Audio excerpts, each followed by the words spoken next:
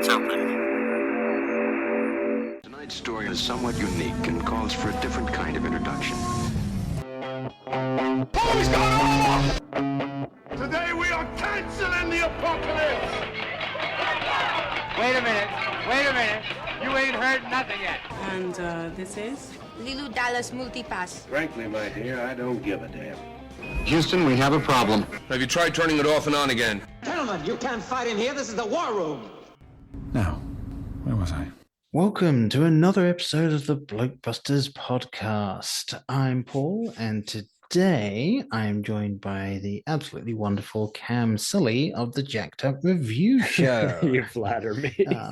Well, I thought that's what I was supposed to do. I could have said you're an absolute shithead, but there you go. I'm a real bastard, my dude. I am an absolute bastard. You know, I think that's actually a record for the quickest time we've had swearing on the episode, but there we go. But yes, thank you very much for coming on for this and actually kind of reviving. There we go. That's the word I was looking for.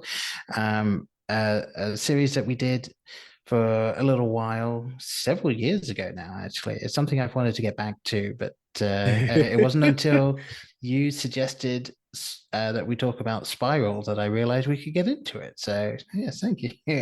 Whatever works. Whatever works. You got a pretty simple show, and we do a lot of the same stuff with franchises, and it's just cool to just see where does it eventually degrade or divide its audience or just suck. Yeah, there's a lot of that out there. First up, though, I do need to go over a couple of quick things. The biggest change that people are going to see moving up is that the server that we have been using to host this podcast for the last decade has decided to stop running as of the end of this year. So I am in the process of moving everything over to a different RSS feed, funnily enough, at rss.com.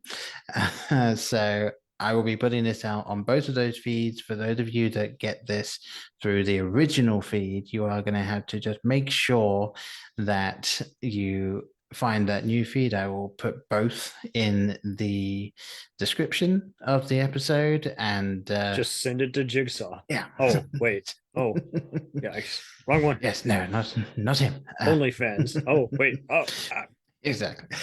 But yeah, so yes, hopefully those of you that are listening to this that are completely unaware of the change, now you know, and now you'll be able to switch over and not miss any of the future episodes. I do have a bit of a habit of going a couple of months between episodes, but life does that, unfortunately.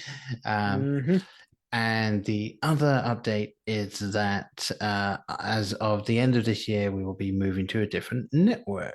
And in the next episode, you will actually get to hear more about that, because I'll go into a little bit of a spiel about that, but not quite ready to drop the hammer on that right now and let you know. So that'll be a little surprise for next episode. But yeah, so getting into this franchise is, of course, as you will have realized by the title of this episode, we are talking about the Saw franchise. We will saw my leg off. Yes, I believe that happens a couple of times throughout the franchise. Oh, that's right. Greatest hits. Yes.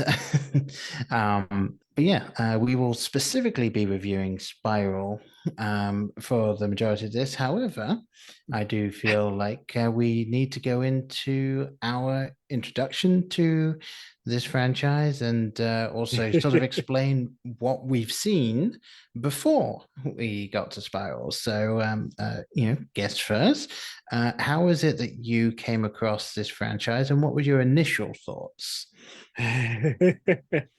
Boy, okay, so the first one I knew was in bad company when it had a high user score and an abysmal critic score, and I was pretty much with the critics. I'm like, yeah, I trust them. I'm pretty sure it's garbage.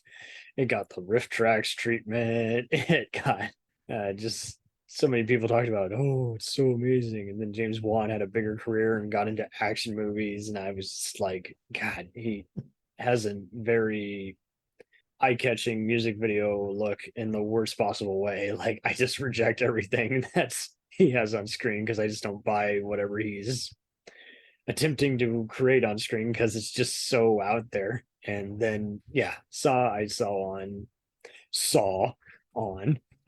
Sci-Fi Channel, and it was just interesting because it's totally predicted the end is like the dead body has to be the killer. There's just no other way if they know all this detail, and it just I had it just until the last frame. You know, I can do claustrophobic low budget movies like Night of the Living Dead or Cube, but yeah, the fact that this was thought it was as brilliant as Seven and what have you, or Texas Chainsaw, I was like, no, this has this head up its own arse. And like the music ends, but the music sounds like a repeat melody of someone moaning like, no. I'm like, this is not a movie. And then here we are later, we're on installment number 9, and I would just always catch one of these movies. It was a perfect kind of hate watch where you're just like, man, someone thought this was brilliant. Someone thought this was ingenious. Someone thought this made any kind of fucking sense.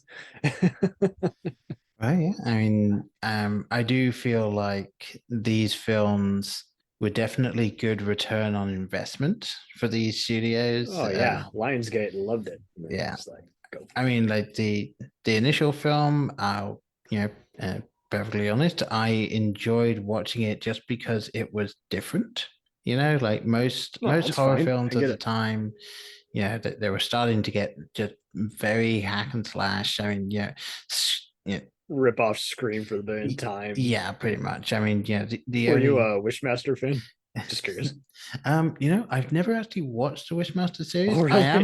I am a Leprechaun fan. I do enjoy that. It's a lot like that, Hellraiser and Gremlins, and I just figured that kind of kept horror kind of fun for a while. Just the cult underground kind of movie where you're like, did you see that outrageously violent movie? Oh, you gotta check it out. It's funny. Yeah, and a lot of those films coming out of the 80s, they really sort of hit the nail on the head for that, and then the 90s just became more.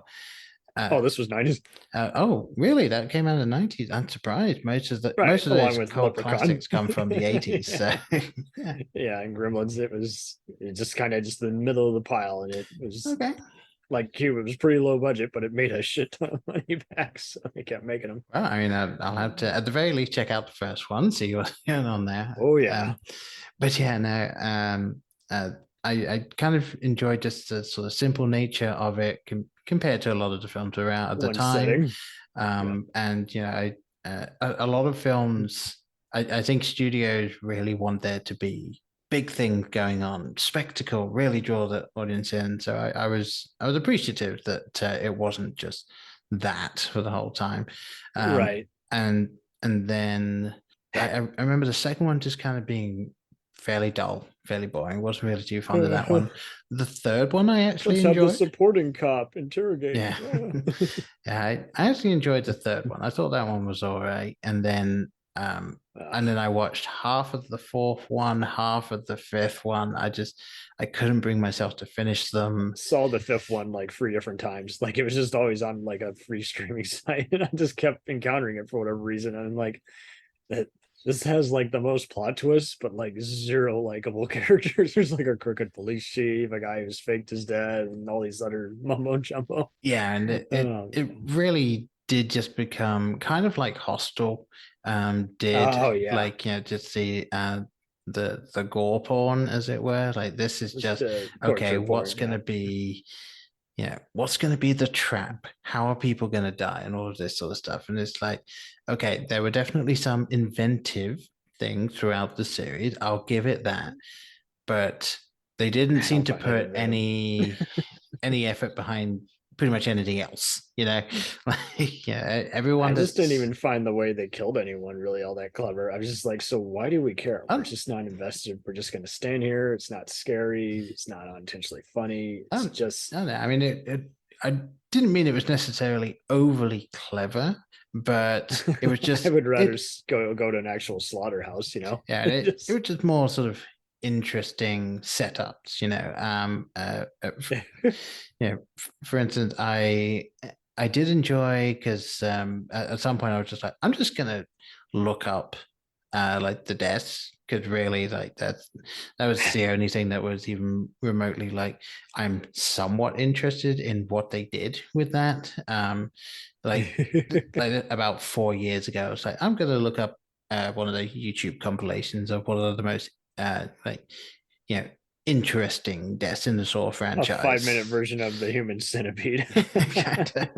And there was one that was basically it was actually one that Chester Bennington was in. It's like some kind of weird group thing that happened, and I was like, I saw it all happen, but I was like, okay, I have no idea what the idea is with this one. Like, was it just we're just gonna have 5 people die in quick succession? Because that's not really what Saw was about, like in the beginning. It's just like, okay, now we're getting to the point of jumping the proverbial shark, and which, to be honest, I'm surprised there hasn't been a shark somehow.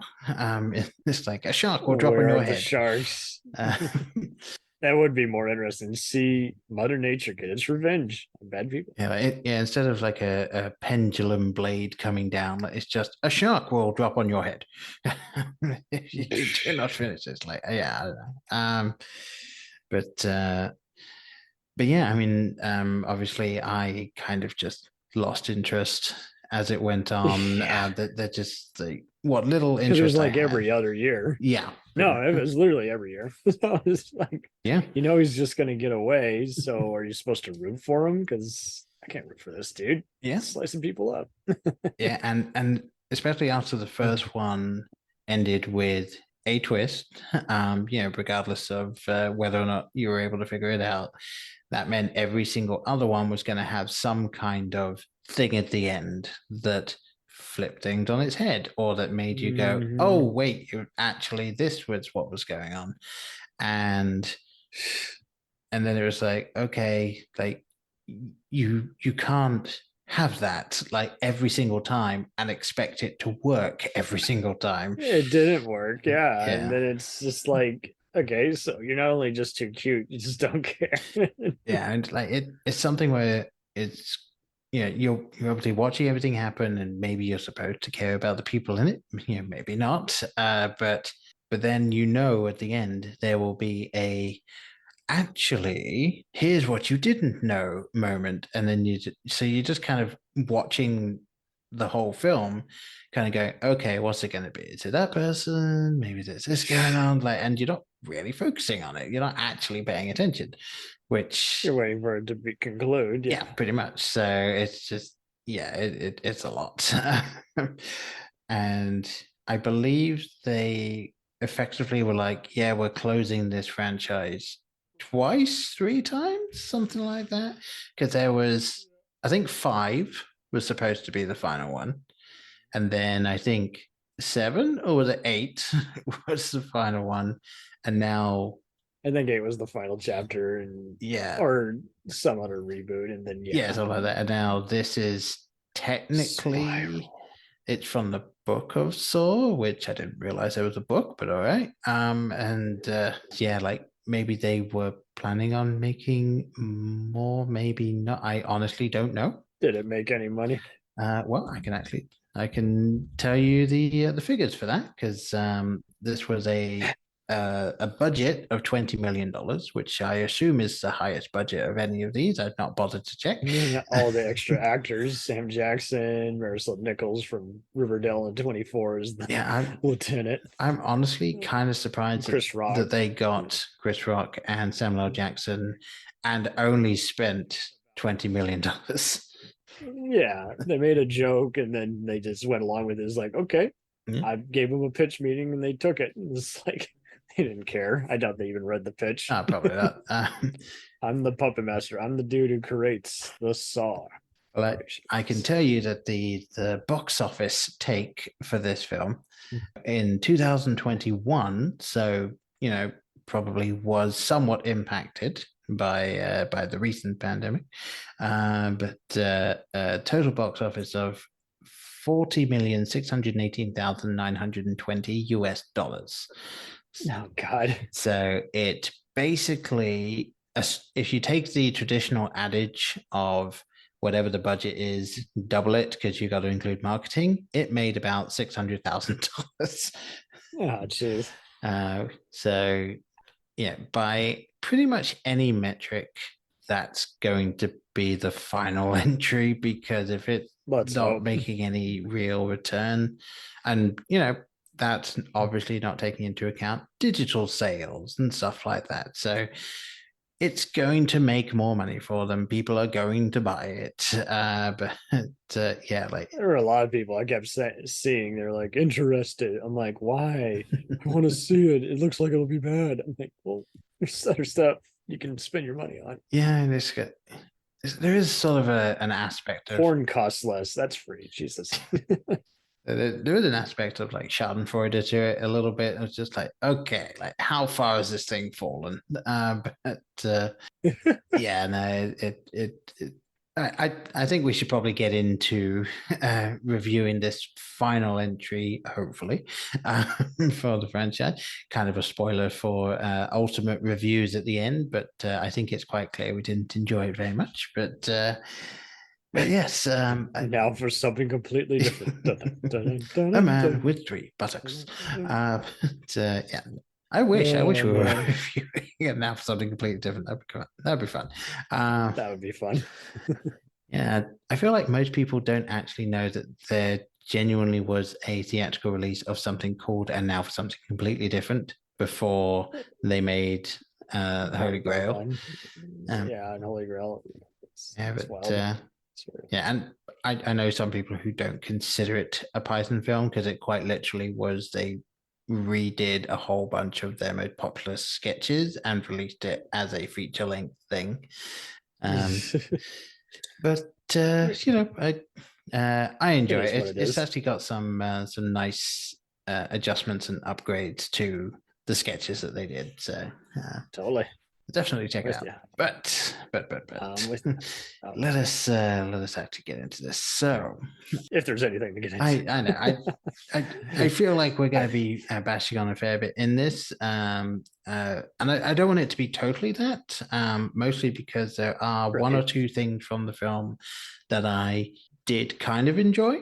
So I will touch on that in a little bit, but I guess since we covered thoughts on the franchise as a whole, what were you thinking when you sat down to watch Spiral for the first time? Like, what was your thought process? Basically, I just figured with all the ridiculous people they enlisted, it's gonna keep getting wacky. Okay. So just whatever. It's gonna be wacky. It's gonna be all kinds of crazy. Okay. And I was actually surprised, I know it's Lionsgate, but I was even looking for their earlier logo, Vestron or Trimark Presents, because it did just feel like a rejected mashup for Leprechaun or every other kind of serial killer movie, Prom Night, 7, and it just I think I just started going along for the ride and just guffawing just nonstop when just the lieutenant kept coming over, and then it felt like a cheesy 90s cop movie. I believe in you. Yeah, a little bit. I can see that there. I mean, and just everyone just doesn't really sell their part, if that makes sense. And Sam Jackson totally phones it in. He gets the most ridiculous death. Yeah, I mean, I'll say because obviously I went over my thoughts on the previous entries that I've seen. I freely admit I think there's 2 or 3 I haven't seen at this point, and I'm not likely to revisit them. It's too much trouble. Yeah, but I went into this one thinking, okay, they've at least got a couple of bigger names, and it's not one of those things of there's someone in it that you didn't know was going to be in it, and there's a surprise name. No, it's Chris Rock, Sam Jackson. Surprise is really needed here, and there's just not much surprise, unfortunately. But yeah, I mean, I heard the name and I was like, okay, they can both pull in good performances. Like they can both do really well. So let's see what they've done. And I do wonder if they had any hand in the dialogue at all, because I know Chris Rock was like a producer, so I wouldn't be surprised if he came up with some random stuff. Yeah, probably. And it's his gimmick, it's his idea, and they went with it. I mean, I'll freely admit, I thought Chris Rock gave the best performance. Like there are definitely scenes where he plays it straight. Yeah, surprisingly, you think the entire time he's going to do something like Chucky or something and come at everybody, and it's like, no, he's playing it completely safe. And I will say the violence isn't the most appalling that you've seen out of all the whole franchise. It's pretty tame compared to most of them, but when it happens, it always feels like it's by a different unit, like a second unit, because it doesn't mash up with the existing shots or other footage, and you're just like, did they film it with a different camera or something? It's just, it looks a little sloppy, and each time it just reminds you why you just find it so tasteless in segments for the other ones, because you're just like, it's just so ridiculous and cartoonish to where you're just like, I can't take it serious, and at the same time it is kind of unintentionally funny, and at the same time, this is a trashy movie. I mean, it's always interesting to me. Obviously Chris Rock playing it completely straight. Something so rare. Something I've really noticed is that there are many people who do lots of comedic roles, and maybe I don't enjoy them as much in most of their comedic stuff. But as soon as someone who is very good at comedy does a straight role, it's like, holy shit, that person can actually act. He actually gave it his all. Like I am on record as saying Will Ferrell, I pretty much can't stand his like comedies where I mean pretty much all of his comedies are, this person is an idiot and that's the joke, and I absolutely abhor that style of comedy. There's no imagination or effort required. It's pretty much just, in my opinion, it feels like you're just punching down. Like you're just like, this person's stupid and that's funny. It's like, no, there's got to be and there's no challenge to any of it. It's just, it is what it is. But it's like, well, if that's all there is, then there's nothing. And there's got to be like some genuine like naivete in there. There's got to be some sincereness to it. Like say Mr. Bean, like he really has no common sense. He's not by all accounts a smart man, but he is completely sincere, and the joke isn't he's an idiot. The joke is, look at this weird situation that has been caused by like the action. And it's like that's the difference, in my opinion, to a lot of the stuff like Anchorman. Every single character in that is just, they're either a complete and utter idiot or they're conniving. Those are the only things. So it's like, I couldn't stand that. However, Will Ferrell in like Stranger Than Fiction, my goodness, that man is an incredible actor. Unrecognizable. You're like, that's the same dude? What? Yeah. And it's like Steve Carell, same thing. Like I actually do enjoy Steve Carell in some of the comedic stuff that I've seen him do, but again, his just straight performances in some of those are just incredible. Like Little Miss Sunshine, for instance, he's astonishing as the uncle in that. But yeah, no, it's something that I was surprised by with Chris Rock there, and then as you mentioned, like you're kind of watching that, and then you end up getting quite literal flash cuts to these situations that the corrupt police officers have been put in, and I don't know. Again, I haven't seen the previous two Saw films, so maybe by this point, this is the style. Probably fast forwarded from.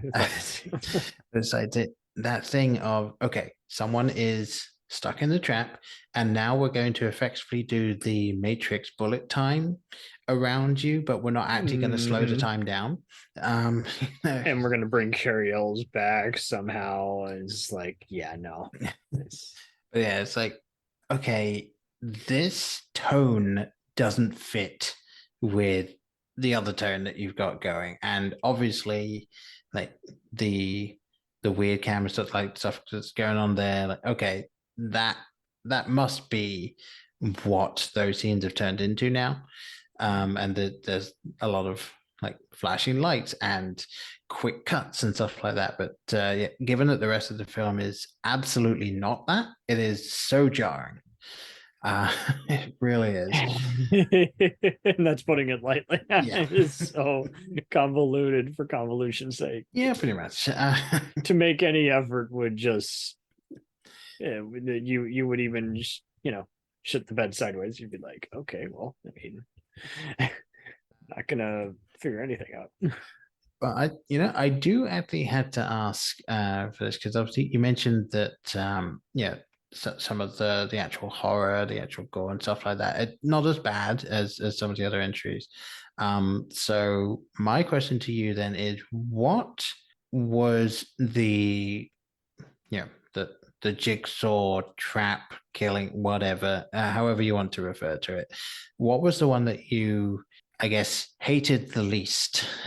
Would probably be the best way to put it. They all kind of blended together for me. Yeah. Usually the other ones stand out because of how, just the glowing dread, and there's no suspense, but you're just like, oh my God, that's just so graphic. It's like Hellraiser without any themes to grasp onto, you don't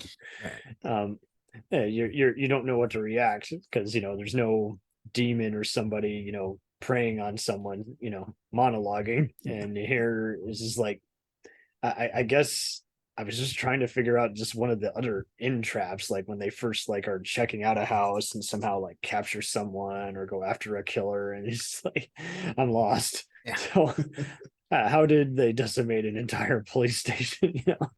Yeah, I mean, it definitely is one of those. Sneak it in there. It's one of those suspension of disbelief that is the most tricky with these films, because, like, okay, there's nothing to connect. Yeah, it's like anyone who's doing these. So, obviously, John, and I'm blanking on the name of the last name of the original guy, but I want to say Kramer, but I don't know if that's right. The original Jigsaw, he set up like warehouses and would get people to the warehouses specifically because he can control that. Whereas it does seem like a lot of these traps that you see, it's like, okay, this is in the basement of a police station. Like, how? Like, that I understand, and obviously spoilers for the film, should you for some reason decide to watch it after everything we've just been talking about. It turns out that the person who has been Chris Rock's partner throughout the whole thing is actually the person that's been doing the killings and is behind it all. Like, yes, even though someone who works in the police station would have access to the basement, did no one else? Is there no other setup that would make it incredibly obvious? We were set up with the setup, whatever. It is something where there was too much of a suspension of disbelief for me to go along with that one. And I've seen the gal playing the lieutenant, it's like, I believe in you. I've seen her be good and stuff, but everyone just seems to just deliver their dialogue in just like very few takes, or just, it's so cliche. There's really nothing you can do except they just look concerned, and we're just so distracted by the over dramatic music playing or just the awkward camera angles. There's so many just like closed in claustrophobic shots, but it doesn't give the intended claustrophobic meaning. You're just kind of like, well, that was just one way of doing it, and they chose a bizarre way of doing it. Yeah, God, so strange. And one thing I found odd about this is that, like, in thinking about the different traps that we see throughout the film, and it's a trap. I mean, it's a trap. But like trying to think about all of those things, and what do they even mean? Like, they keep going around, hey, so and so is actually the killer. I'm like, well, we know going into this, it's got to be Chris Rock. He's said in interviews, I'm the creator of Jigsaw. So it's just like, that can't be it. But it's like I was trying to think, like, as I was watching it, like, okay, are any of these survivable? Like genuinely, because in the original one, that there was an actual sense of, like, given the amount of time they had and what they had to do, it's like, okay, with the exception of, Right, I believe, it's like the Running Man or just any of those other ones where a battle royale where you can do this. It's just you might have to lose a limb just to survive. yeah, exactly. But I was, There's no ticking time bomb here. You're right. Yeah. It's kind of like, well, so who is the killer? How did that person just die? yeah, but then it was like, okay, I don't think any of the traps that we saw are genuinely survivable. Like the one where the first one that we saw where the guy was hanging by his tongue in front of a train, like, number one, the second he kicked away that thing, like, realistically that tongue should have just come off. But then he's lying on a track. It's like there was pretty much no chance that he was going to get out of that. The one where the guy had his fingers in the thing, like you could argue, well, he took longer to wake up from the anesthetic than was thought. But it's like, yeah. But we just don't care about him. Yeah. So it's just more kind of WTF-ish kind of, though. Yeah, pretty much. It's like, oh, they went there. Yeah, it's like I genuinely couldn't think of any of those things where, like, there was a reasonable chance that someone could have got out of the thing that they were in. Like, it just no. Especially the last one where he's got his dad, like, in the thing, and then he sets up the wire specifically. Help me. Yeah, like, it's like, okay, that one was on purpose. Like, that one was intentionally done so that he would end up getting shot. But also, not a single one of the people there, so not Chris Rock character, not Samuel L. Jackson character, even though, it's established for a second that his voice is hoarse. So it just makes me wonder if he just wanted to give very little effort, or maybe genuinely on the day his voice was hoarse, so he was just like, okay, this character's just weak from this, so he can't talk very much or something. I don't know. But he always says he knows everyone's lines, but I can't imagine there were many lines to have to remember that anyone was saying. I mean, on that scene there, no, not really. But yeah, it's like nobody in the room. Obviously, he's shouting like, no, whoa, whatever. But it's like, why does nobody just say, he's in a jigsaw trap, he is being made to do this? That's not, like, actually explaining what's going on instead of just doing the stereotypical of everyone yelling and all of this. It would be like if you had the movie Speed or one of the Die Hards, like, imagine if Die Hard 3 was just Sam Jackson, coincidentally, and Bruce Willis arguing about how many liters of water were in there, but for 2 hours, and you'd be like, no, the time limit is passed. You've explained it. The first rule of screenwriting is show, don't tell. Yeah. And unfortunately, this film does an incredible amount of telling at the same time as showing it. And just building even more plot holes, because you're already, you already, like you say, have to suspend belief. Okay, how did they get captured? Okay, and no one saw. How did the death traps get set up? Okay, this isn't going to be detailed like a CSI or Criminal Minds episode where they got to justify the gore and how smart the detectives are. It's just, and Sam Jackson, for instance, was in a really good movie called Unthinkable, which was often described as Saw Meets 24, but it's hardly anything like any of those elements. It's just a marketing gimmick. Right. But I thought it was interesting in that he, there was ethics into question in how he interrogated his prisoners who were terrorists.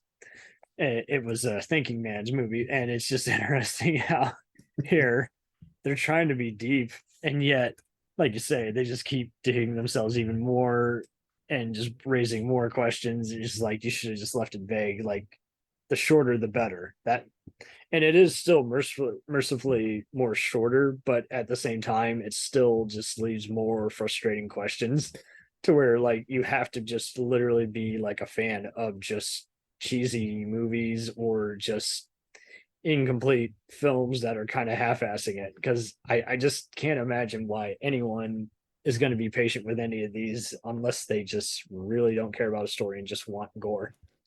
And I mean, obviously, as time and time again has shown, there is a market for that. And I see people who are supposedly very bright and they think these are very clever, and I'm just like, but you hate all these other movies. You know, I've done the same thing with Fast and Furious, where I've seen people who love those, but they hate something like Independence Day or Expendables or even a Michael Bay type blockbuster. And you're just like, so those are a lot of the same things. So I'm trying to find some consistency here, and there's really not any consistency. So it's consistently inconsistent, I guess, this time. Yeah, the same people that absolutely deride like Transformers, what was it like The Last Night or whatever the hell it is, but then go on to talk about how Fast and Furious 6 is the masterpiece of cinema. And it's like, I'm sorry, what? Like, yeah. Or they try to, like you say, they try to be trivial for the sake of just being dicks to one another. Like, who has a bigger dick than the other guy? Like, and oh well, I can't accept what they did in this newest Batman or Superman movie, even though they did something like that in Avengers. But I like Avengers. But it's like, well, if you have a problem with that, you should have a problem with the other one. It just doesn't make any sense. You were talking about how there's unlikable people. I will see people do that with some gangster movies. I'm like, well, I thought you didn't like this kind of narrative or this kind of storytelling style. What's different here? But then again, sometimes it really just is a preference. You might like Guy Ritchie, but not like Tarantino. You know, I don't know. It's up to you, but it does get interesting. Yeah.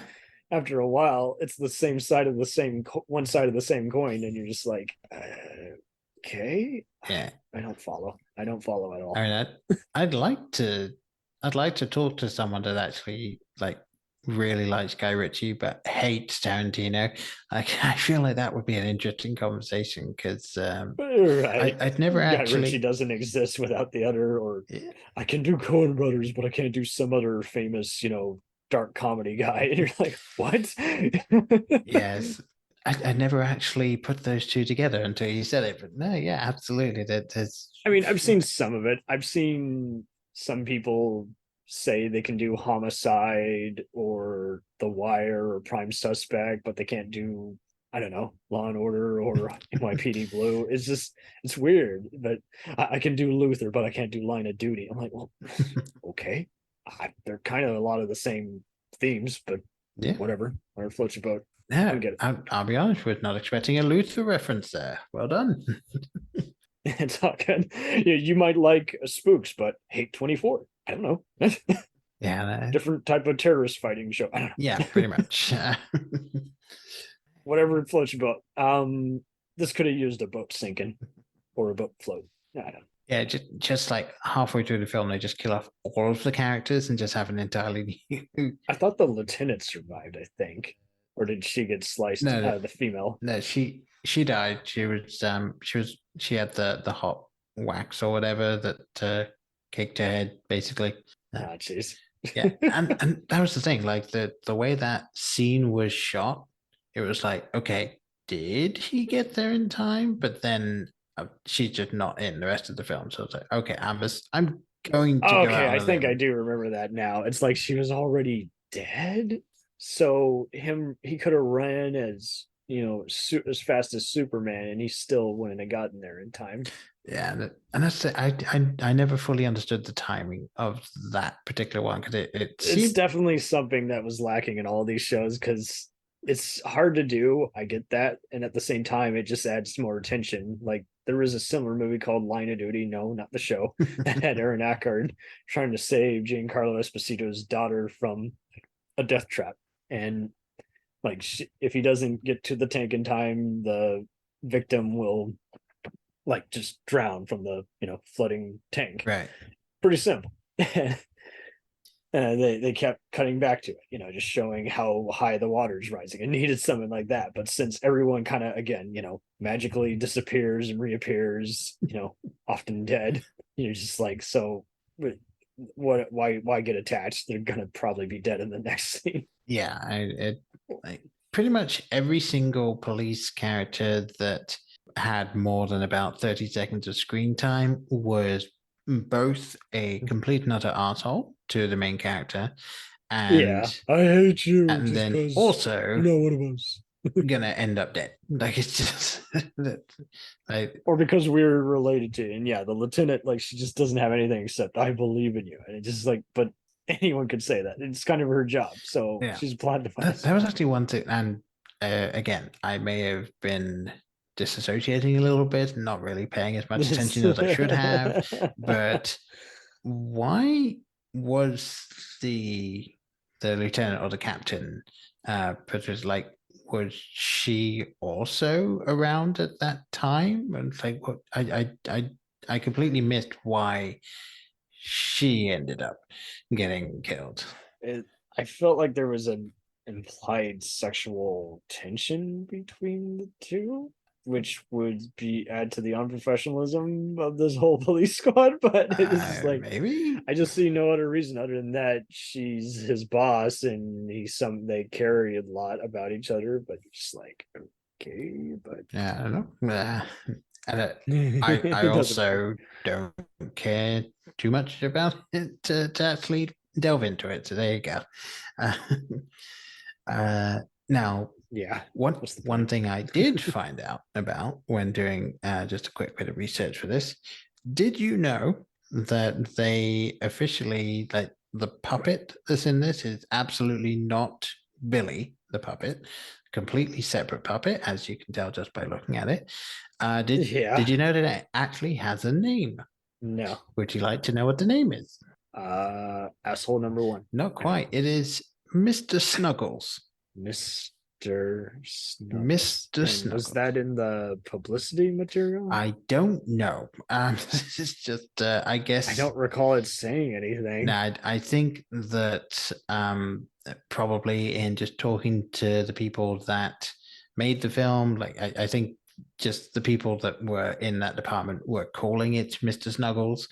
And they took it very sarcastically. They're like, hey, they're gonna eat it up anyway, even if it's the I mean, like, thing since deep fried cheese. Yeah, it's not referenced. I don't even know if Billy the puppet is officially named in the film. I think it's just like, it just is known as Billy. So yeah, maybe they just did the same thing here, where it's just like, okay, like it Mr. Snuggles. There you go. Why not? Because he looked like a Mr. Snuggles, doesn't he? Well, I did try to find out, like, is there going to be another one? Like, what's going on?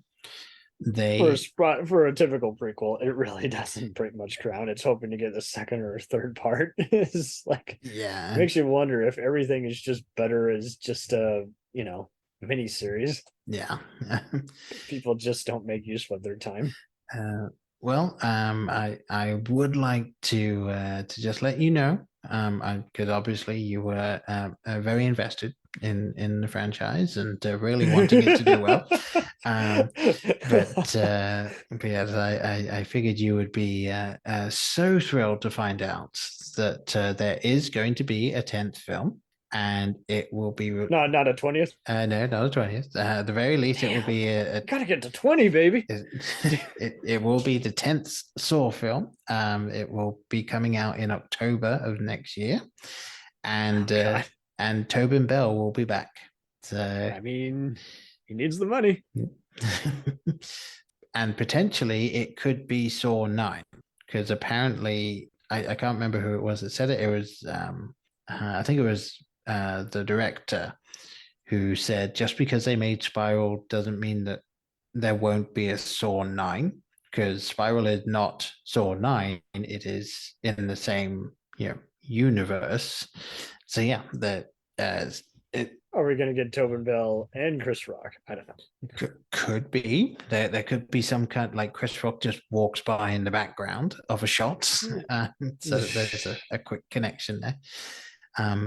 But I will say, I don't like these to be 100% just ripping into everything, because so many people genuinely put a lot of time and effort into this, and I was just wondering, obviously, my sort of saving grace for the film, genuinely, as I said, was Chris Rock. I mean, he absolutely put in the work. He came up with the idea. They took his notes. He really like gave a solid performance. And comedians love dark material. That's where they get their material to joke about.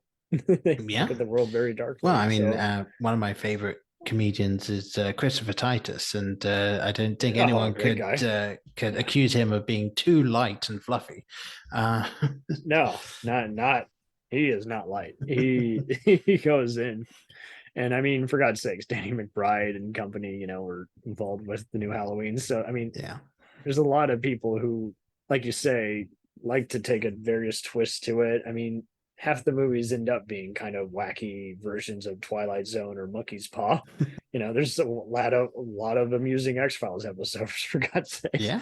This could have used a Scully and Mulder just coming in and saying, what the hell is going on? And it doesn't have even that. You're just like, it's just part cop movie, part Saw semi prequel. It barely, makes any ground. And then the rest, I kind of feel like it would have been something that you might have seen in an 80s movies. They're just, ratcheting up just the massacres. Somehow they wipe out a bunch of policemen. Yeah, kind of. I mean, I think it would have been, it absolutely would have been a aesthetic choice, but I feel like the Saw franchise would actually do well if it had the same visual style as like Hammer horror. Yes, because then you'd be ready for it. It would just be like, just go along with it. You're finding it out at the same time the characters finding it out. Yeah, and instead of having that grain over the scenes as well would definitely like give it just that extra little bit of disassociation that you kind of need for that stuff. And of course, and if they want to be like the serial killer greats, then they should try and be like said movies. They should have every other scene is a SWAT team busting down a door and getting impelled or saying we came up empty. Like, did you ever see Strangeland? I have not. I've heard of it, but it's not. It's kind of been rediscovered because Lionsgate was just doing so many psycho thrillers before Saw ever came out, and that's kind of one that got rediscovered for how shocking it was. But and they've talked about doing a sequel to this cult movie. But yeah, it was like written by like one of the guys from like Twisted Sister or something like that. But it's not, I don't think it's half bad, but it's an acquired taste. And at the same time, I mean, they could literally just, they could say something if they could try so many different things. They could do crossovers, and that might be good. I guarantee you they would make twice their money if they crossed over with like Chucky or Puppet Master. Oh, probably. I mean, I feel like just a versus movie for the sake of a versus movie. I mean, then that Child's Play saw sort of some weird crossover where it's actually like Chucky is the doll invented that actually is doing it. Like I feel like that would be right. That would be good. Maybe blame the other killer for it, and just so I don't know, he could. Well, what would have to happen is that Chucky would end up killing a person or two in a way that looked a bit like Jigsaw, and so Jigsaw ended up taking credit for his kills. And then Chucky would be. I like that. That's again, that's clever. That's fun.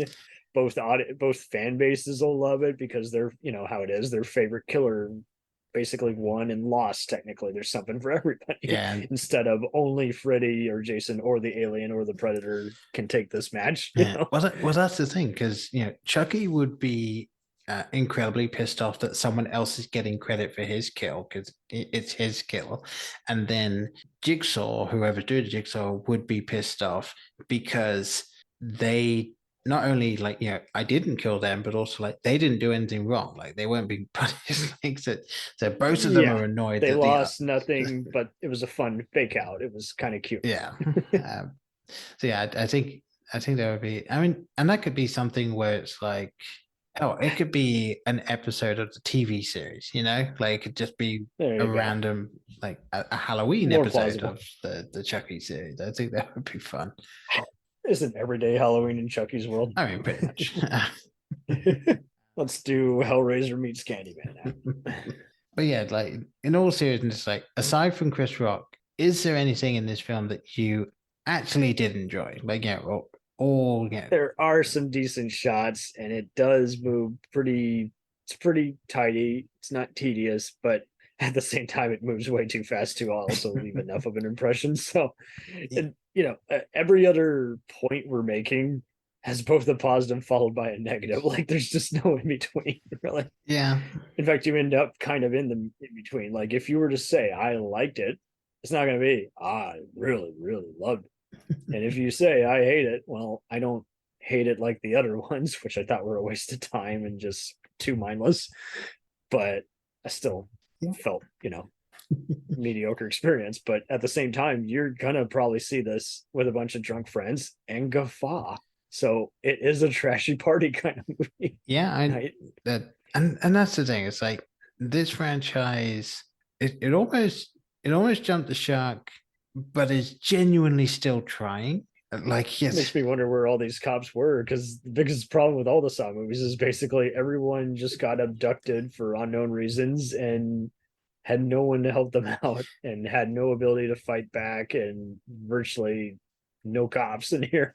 We got cops, but they're pretty much just a shooting gallery. Yeah, I mean, that was another weird thing that I didn't really think about until like a little while ago when I was trying to sort of revise my notes for this. It was like, were there only like 10 police officers for that entire district? It's like it looked like it, and the rest were extras or implied. Yeah, so police siren. Like there's that basically that one room that everyone gathers in, and then that's about it. You don't really see anyone coming or going. You don't know how many stories it is or anything. Yeah. So like it really feels like, oh, there's only 10 police officers for this entire city. Oh, okay. And then half of the police force just gets decimated. So right. Yeah. And another one of those things was like, okay, so if we leave the camera rolling for another 2 weeks, like does this city just devolve into mindless crime? Then John Doe from Seven just shows up saying, "See, you never had a chance." Oh man, it was a Hannibal Lecter's idea. Yeah, just anyone else's idea. I believe we pretty much covered any of the things. No, we didn't. I'm just kidding. That we would want to. There's so much insight and intelligence to yes, I mean that one time where you put down the cup. What do you think that meant? But no. Oh, Paul, remember when you taught this in film studies? I do, but I'm not going to talk about it. Oh! Everyone walked out. Everyone said, "I'll take the D for attendance." But yes, no need to flog the dead horse more than the Saw franchise already has. So, there's dead horses.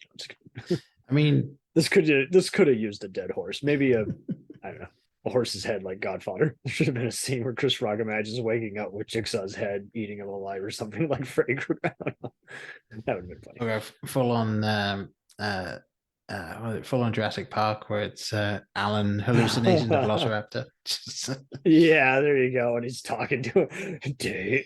Oh yeah, there he sounds like the computer from 2001. Dave. I'm not Dave. What are you talking about? Oh, yeah. So many deleted scenes to get that region-free Blu-ray, allegedly.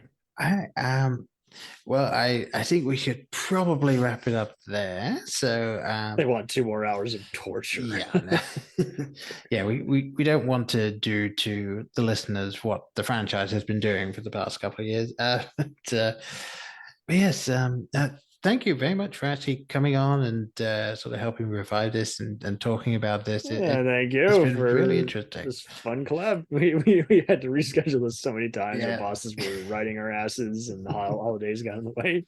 Yeah, that's just. And then technology crapped out on us. So now so it can never just be easy, can it? No.